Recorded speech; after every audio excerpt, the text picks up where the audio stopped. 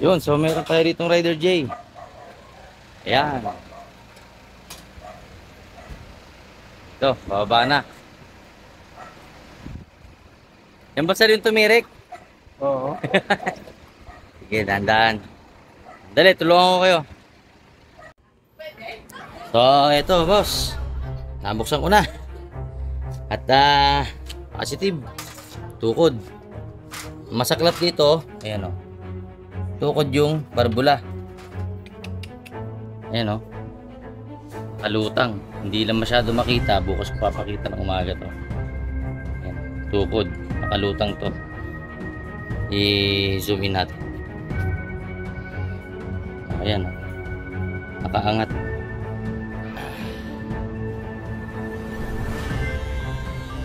Sa ating ilaw. Ayan. Ayan o. Tukod. Diba? Paano nasabing tukod? Ayan. Naka free wheel.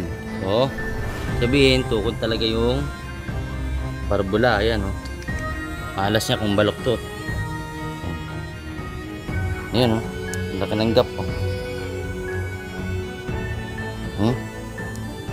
Tapos, check natin yung block. Ito yung block o. Ayan ha. Binuka ko lang muna kasi nahirapan ako ibuka eh. Ito, tingnan natin ha. Aray. Malas. Ayan sir, tukod ha. Oh, sira. Okay, ayan. Wasak. Wasak ang piston, naiwan. Ayun oh, naiwan. Ayan sir ha. Ito yung pyesa oh.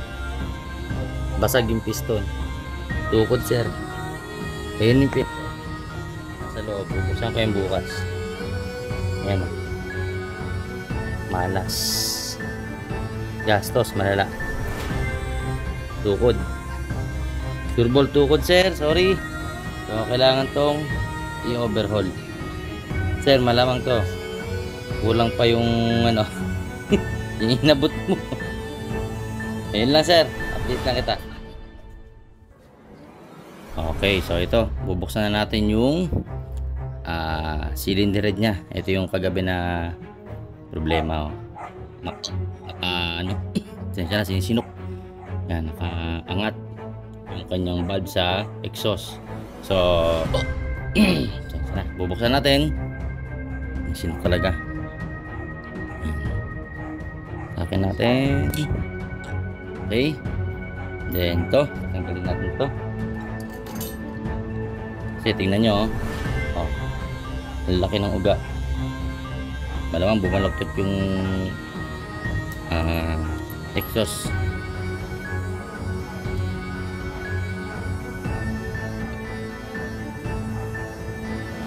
So yan natin. So natanggal ko na yung rocker arm saka yung cams. So check na rin natin. So wala namang uga. Goods pa naman. Kabila. Check natin. Okay. Goods pa siya. Okay pa to. Cams. Medyo yan. Tinamaan yung bearing. Ito. Ayan o. Malaki uga ng bearing. Ayan pati ito. Then dito tayo. Hindi tayo mag-focus kasi ito yung napitpit. Tingnan natin. So bubuksan ko muna. Gamit tayo ng pantanggal ng yung tinatawag nating pusher. Ito ha. Bubuksan ko. Ito mawawala. Tanggalin natin to. Sa kabila.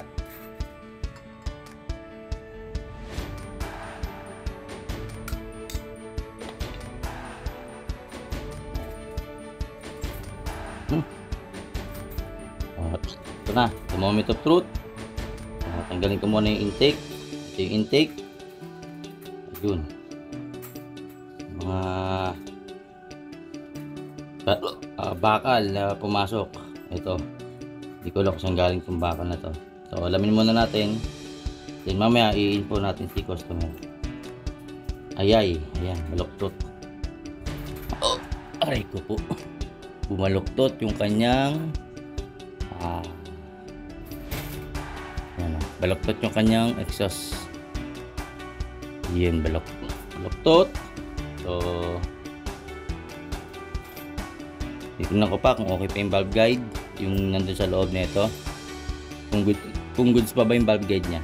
So, ito, subject for overhauling. Ngayon, hindi ko pa alam kung bakit tumukod kasi dinleto ng customer, hindi namandar, tumirik daw sa kalsada. So, worst part, ito yung nangyari. Ayan. Tayo rito. Ayun, no. Wasak yung kanyang piston. Nadurog. Ito yung tinamaan. Ito yung exhaust. Ito yung intake. Yung tumabingi yung valve dito tinamaan. Malamang yung kuskus ng ito yung tinamaan niya. Pumasok doon sa intake. No? Buti yung intake hindi tinamaan. Pero ito yung intake. Yan, diretso. Tabingi din yata. Check natin.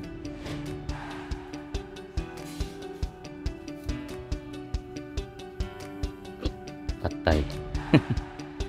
May tama din to.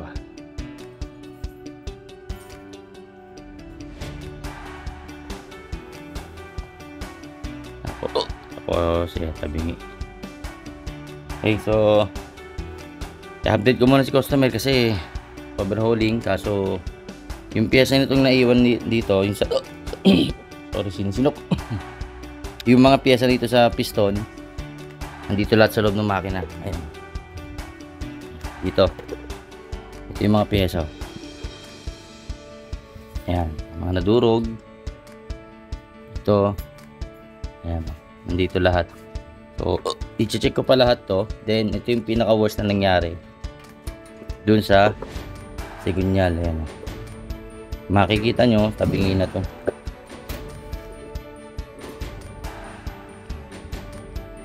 Ayan. Ayan o, tabingi. Hindi na mahugot yung piston kasi tingnan nyo yung forma ng ayan, tabingi talaga.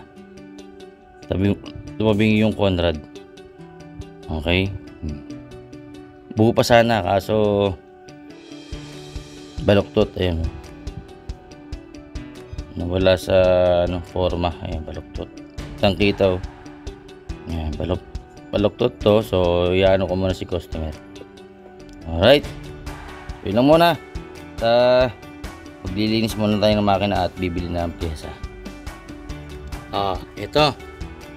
So para maliwanagan kayo dun sa in-overhaul nating motorsiklo at kung bakit siya umabot ng ganito kalaking halaga, para maging aware din kayo sa ganitong sira.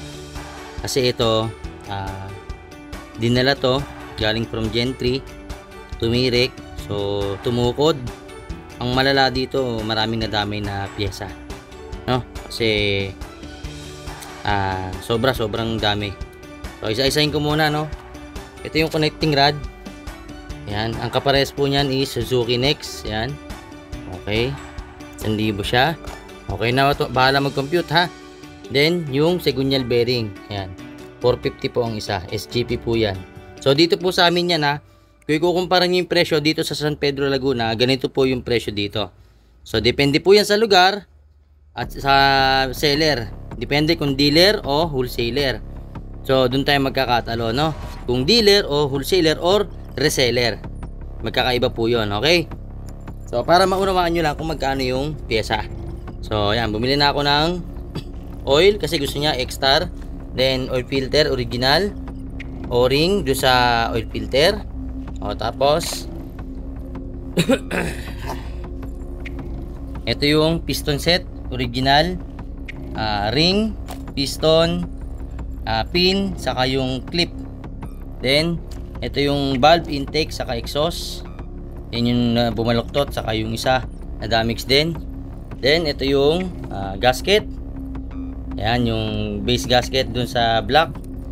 Tapos, yung magneto gasket, kasi pagbukas ko, napunit ito. Yan, napunit. So, kalahati lang natira. Kalahati lang natira dyan. Then, yung kalahati nandun sa may crank shell. Okay. Then, ito yung plate o yung tinatawag nating cylinder gasket o yung cylinder head gasket kung tawagin dyan, no?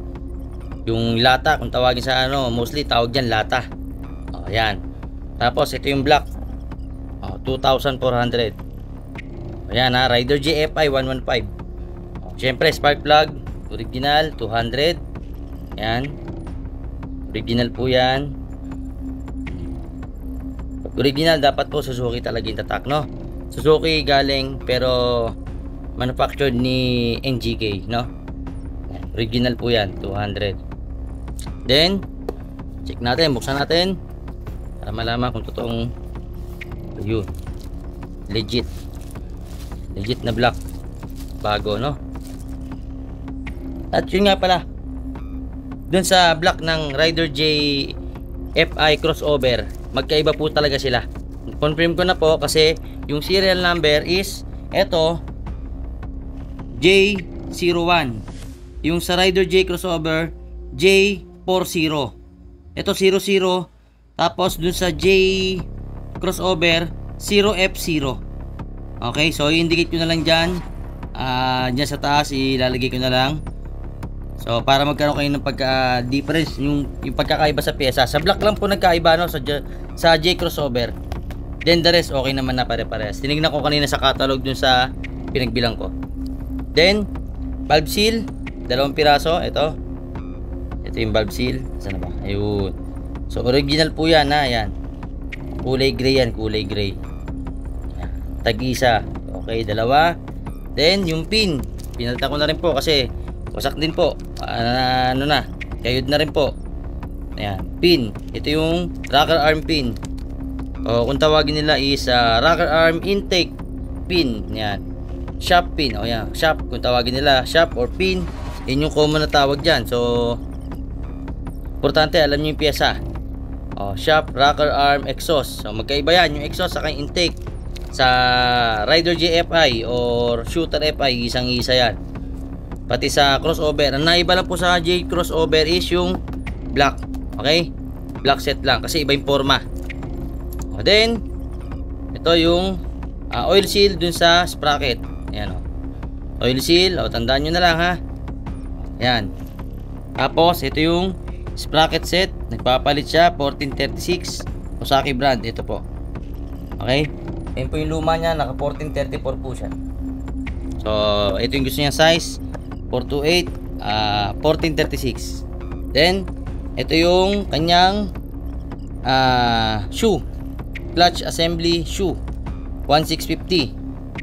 Tapos yung kanyang clutch lining set.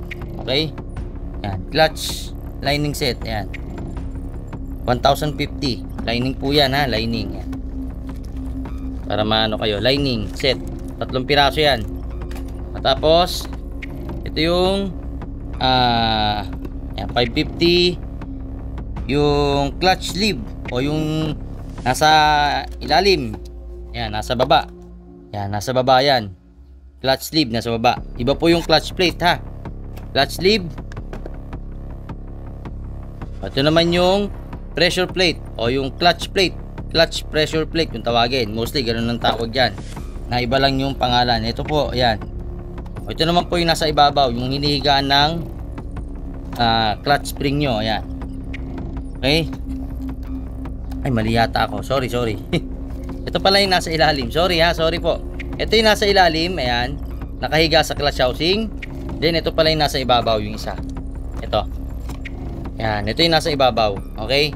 Dito nahiga yung clutch spring. Ayan. Okay. So, pasensya na po. Nagkamali lang. O yan, para aware din kayo kung ano yung mga piyesang yan, para maintindihan nyo rin. At saka maiwasan nyo rin yung ganitong kalaking gastos. Mas maganda po talaga every 3 years nagpapa-maintenance kayo ng motorsiklo para hindi kayo mabot sa ganito. Kasi ito, matagal na itong motorsiklo na to, napabayaan lang talaga. Ayan, 690 yung bell. Okay, bell. Ayan, bago po yan, SGP. So, ayan. Tapos yung shoe, ayan yung shoe. Okay, shoe. Ano pa? Yung cams bearing. Ito yung cams bearing. Kapares po yan sa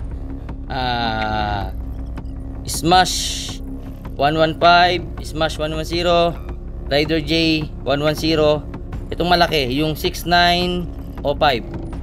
Ba ko? Ayan, ito yung 6905 na bearing. Original po yan, SGP. Then yung 6002, ito. Yan. Yan, bearing camshaft, yan. Yan siya. So, yan yung nasira. So, pwede pong palitan yan para hindi kayo mapalaki ng gastos. Kung buo po yung inyong cams, no? Yung cams mismo, kung buo pa. Ang pinapalitan lang po mostly bearing lang. Yan po yung kasi yung nasisira. Nadudurog yung bearing or umuuga pagka sobrang tagal na po. Talagang consumable parts kung tawagin, no? Para sa total, ito po. Pakita natin. Pero bago yon, pakita ko muna yung mga sira. Ito. Yan. Dun sa video kagabi. Plus ito yung yan. Gusto ni sir is kuha niya raw yung lumang mga pyesa as remembrance. Yan. So isasantabi ko, ibabaks ko yan. Yan yung mga luma. Ito yung black na ayun, no. Ang lalim ng kayod. Siguro mga ano to. mga 2 mm, 2 to 3 mm, hindi po 0.5 2 to 3 mm po yung damage. Yan, yung tatlong guhit na yan, yan. Nakikita nyo yan, dumikit po talaga yung kanyang piston kasi tumukod to. Okay, then ito yung yan, yung pressure plate saka yung slip. Ayan, ito yung mga sira, makikita nyo yung paikot. Yan, yung lalim nung pag ginawakan niya ng kuko, mararamdaman niya yan.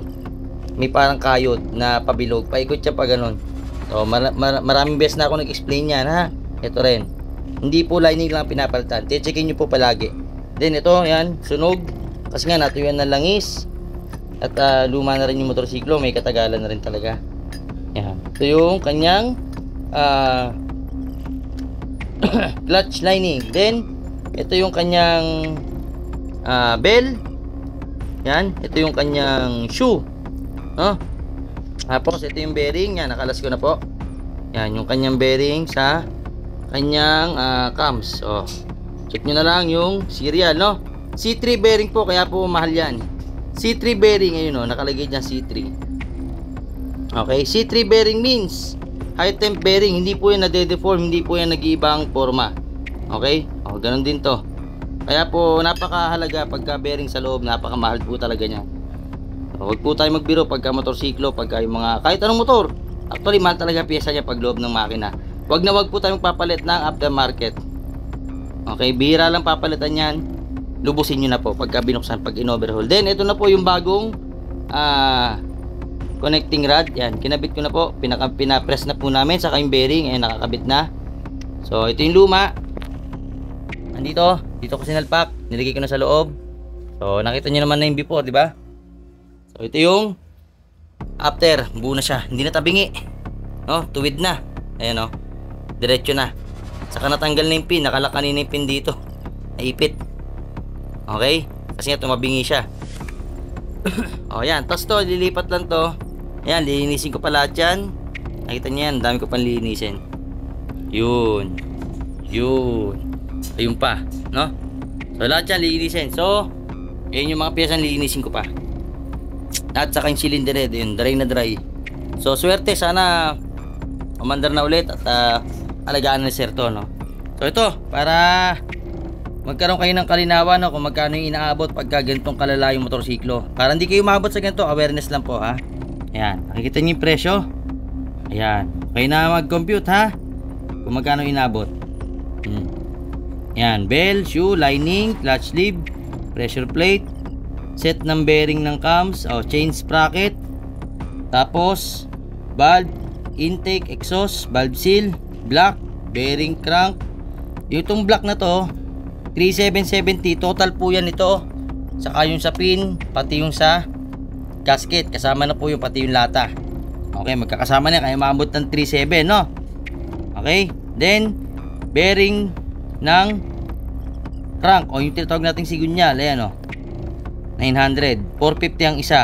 O tapos oil Suzuki, ayun yung X-Star. Okay, 900, 260. Tapos oil filter 100 original SGP. Pag SGP po, titingnan nyo rito ha, yan, dapat may ganito pag SGP. Then pag binuksan nyo yung loob nyan, dapat silyado, hindi yung naka-plastic lang. Yung mga nabibili po natin class A, okay lang po yun, walang problema kahit local. Sa akin lang is ayan, pag nakita nyo original ganito, may serial number siya. Tapos yan, may sticker, ayun o, legit na Suzuki original. Okay, so ayan po. Tapos yung o-ring, ayun yung o-ring, ayan, o-ring. Then gasket, magneto yan, magneto 150. Set pin, rocker arm 200. Yun yung kanina, yung dalawang, yung ito yan, yung pin na to, yan, nakita nyo sira, ayun o, pati to, yung pag nagyanyan na po yung kulay, mahahawakan nyo yan, yan, magaspang. Okay, then spark plug, ayun, pinakita ko na kanina, spark plug. Tapos yung oil seal, dyan na yung oil seal nung ano, sa sprocket. Tapos yung connecting rod 1,000. Okay, so yan yung total 7,530, 6,120 plus yung labor ng machine press, ayan, 400 po dito. So depende po yan dun sa pagpapagawa nyo. So bawat lugar iba-iba po yung presyo nyan dun sa labor ng machine press or rebore. So dito po sa amin ganito yung presyo, no? At yung pyesa is ganito. So every lugar hindi po pare-parehas yan. Okay, so para lang magkaroon kayo ng idea, dito sa akin sa lugar ko sa San Pedro Laguna is ganito yung presyo, para maging aware kayo pag nagpapagawa kayo kung bakit sinasabi ko estimate ganito, estimate ganyan, kasi yun yung alam kong presyo based dun sa lugar na pinagbibilang ko, no? So hindi po lahat yan pare-parehas. May time na mas mura dito, mas mahal ng iba sa konti. May time na mas mura ng konti sa iba, mahal dito ng konti. Hindi po yan pare-parehas. Tandaan nyo po, yung iba dyan reseller lang, yung iba dealer, at yung iba wholesaler. Malaking pagkakaiba po yun. Okay, so sana maunawaan nyo to. At by the next time kung papagawa po kayo, pag sinabi pong estimate, magpasobra po kayo. Hindi po kasi all the time pagkakasyahin ko yung pera nyo, paano kung malala katulad nito, diba? So konting aware lang pagka sinabing estimate, pasobra nyo po ng konti. Kasi kaya ko lang naman in-estimate is para magkaroon lang tayo ng idea. Kasi hindi ko na maalam yung sira ng motorsiklo. Malalaman ko yan pag binuksan ko na. O katulad nito, ang total nasa 13,000 mahigit, diba? Tama ba ako? 13,000. Oo, 13,000 nga mahigit. Ayan, 7,500 plus ano 6,100 plus yung labor, so 8, halos 14,000, almost 14,000. Wala pa po yung labor ko dyan. Okay, wala pa po yung labor ko dyan. Pyesa pa lang po pinag-uusapan dito, saka yung machine press. Okay, so hindi na to po rebore kasi bago na SGP, standard po yan. Okay, so yun lang. At tapusin ko muna to kasi bukas gusto nang kunin ni customer to para maiuwi niya at maturuan din natin siya ng tamang pag-alaga sa motorsiklo. Kasi ang problema rito is sa sobrang tagal na rin, hindi rin napa-maintenance to ni boss, no, o ni customer. So ayan, so maging aral sana sa inyo pagka ganito nagpapagawa kayo is maglaan po talaga kayo ng malaking budget. Lalo na kung alam nyo naman na sa sarili nyo 6 years, 7 years na yung motorsiklo, kahit anong brand po ha, wala po ako sinasabing Suzuki lang, kahit anong brand po. Ang sa akin lang dito, binigyan ko lang kayo ng idea kung ganito yung motorsiklo. Kung ibang motor po, syempre po depende rin po yun sa mabibilan. So syempre mas higher cc yung motor, mas mahal ang pyesa. Then pag Suzuki, alam ko talaga pag Suzuki masakit sa bulsa. Kaya konting alaga at mag-ipon po kayo pag nagpapagawa po kayo ng motorsiklo. Dapat po may nakalaan kayong budget. Alright, so yun lang. Then meron tayong mga sasagutin dun sa vlog na about dun kay sa ginawa ko kay Klinika Moto. Abangan nyo. Ilalabas ko yung video na yun sooner or later. Alright? So, yun lang. JJ Humble Works at abangan natin pagkatapos to. Okay, so ito. Ayan, na-ready ko na yung mga pyesa. So, yun. Tapos na, no? Nalinis ko na siya. Ayan, mga pyesa. Mga nalinis na. And dito. Ayan, nalinis na rin yung mga pyesa. Throttle body. Nalinis na rin. Ayun. Tapos, yan, magneto. Yung stator coil. Starter. Crank. Cylinder head cover. Itong cylinder head. Kabilang crank. Tapos, itong mga parts na to, malinis na rin. So, ayan, lahat na malinis na. I-assemble ko na lang. Then, bagan nyo.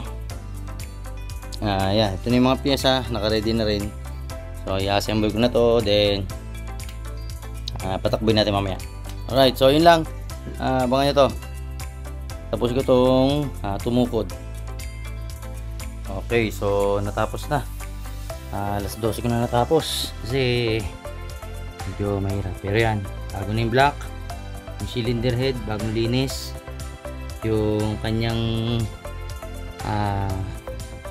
cylinder head cover, bagong linis din. Laman na labas at loob, tulad ng kanina no, nakita nyo. Nakita nyo rin yung before and after. Yan. Then check natin ilalim. Yun. Yan. Linis. Ilalim po yan. Then as request sir, chain. Ito. Nakabit na yung chain. Okay. Nakabit na yung kadena. Yan, 1436 kasi naka 1434 siya last time. So ito na.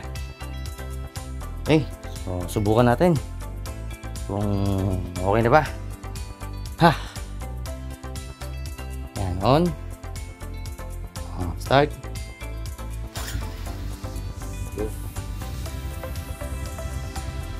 Na.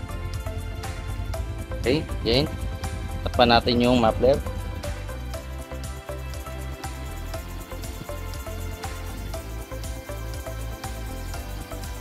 Tapos naka 1/4 turn lang ako sa air. Kasi malinis na po yun. Okay, 1/4 turn lang. Tapat na. Pagka ganyan bagong linis, maganda talaga ng takbo niya, promise. Ang laki na ititipid niyo dyan. Linis. Gawa natin lahat. Lahat ng binili na ikabit. Then, okay na yan. Try natin i-rev.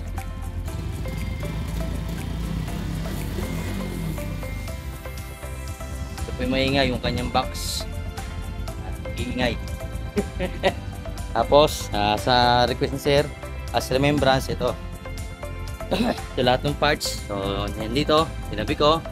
Kompleto lahat ng parts nandyan. Pati yung resibo nandyan. Siyempre naka-rustans pa yan.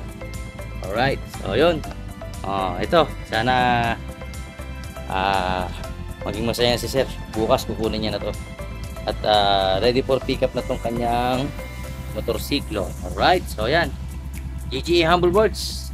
To God be the glory. Maraming salamat po sa tiwala sir.